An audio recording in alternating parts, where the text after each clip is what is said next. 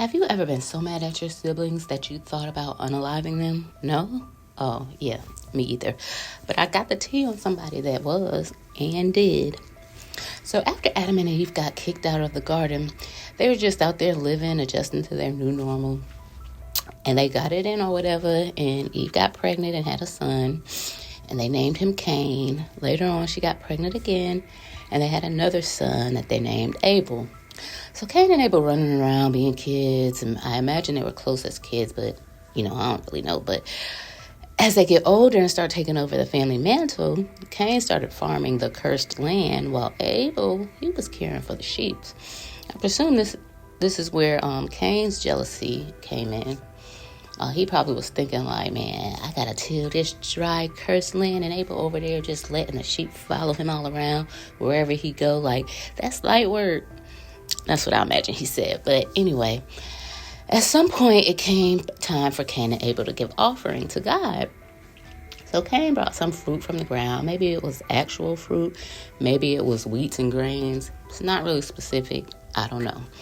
But Abel, he was so excited about this offering, he went above and beyond giving his offering from the first offspring of the sheep, and like the fattiest part at that. We're talking prime popsicle lamb chops here. So God was amazed at Abel and his offering. He was just gazing on it kind of like a proud parent would. But Cain, not so much. So when Cain saw all the love that Abel was getting from his offering, he got pissed, like super mad. And he started sulking and carrying on. Now when God saw this, he confronts Cain. God already knew what was up though, but he was like, Cain, what are you mad and pouting for? If you do what's right, then you will be exalted. But if you don't do what's right, and if you don't get all that anger out your heart, that's when sin is waiting on you, like it's crouching at your door. It wants you, but you have to rule over it. Like God was literally giving him the blueprint, warning him, like, you got two choices, bud. Cain wasn't trying to hear none of that, though.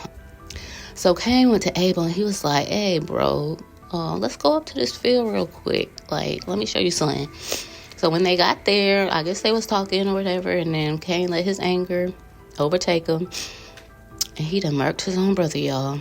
And so God comes back to Cain after that, and just like with Adam and Eve, God questions Cain sarcastically. And he's like, Cain, where is Abel, your brother?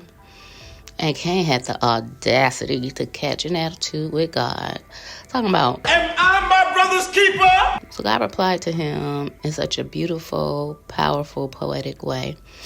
He said, what have you done? The voice of your brother is crying out to me from the ground. And now you are banished from the same ground that opened its mouth to receive your brother's blood. When you try to cultivate the ground, it will no longer give you its best. You will now be a fugitive and a vagabond, a homeless wanderer. Sheesh. So Cain is now like, hold up, wait a minute. God, I can't handle this type of punishment. Like, you driving me out from my home, this land, from your presence. Anyone that finds me is going to kill me. So even though Cain was like showing no remorse, like all he was doing was pleading for his life because he got caught, God still decided to throw him a little grace. So he put a mark on Cain and let people know that he was protected and not to kill him. And he gave a mandate that if anyone did kill him, that they would basically receive maximum punishment, like 7 times over. So Cain left Eden and went to the place called Nod, where he established his own family and built the first city, still defying God and the punishment God gave him. But his bloodline included city builders, musicians, tent makers, weapon and tool makers, and also the first bigamist, Lamech.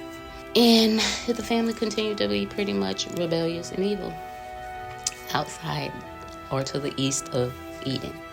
Meanwhile, back at the ranch in Eden, Adam and Eve finally had another son, and they called him Seth. And then Seth had a son, and so around the time that Seth had his son, that's when the people started worshiping Yahweh. So moral of the story is, number 1, actions means nothing if your attitude sucks.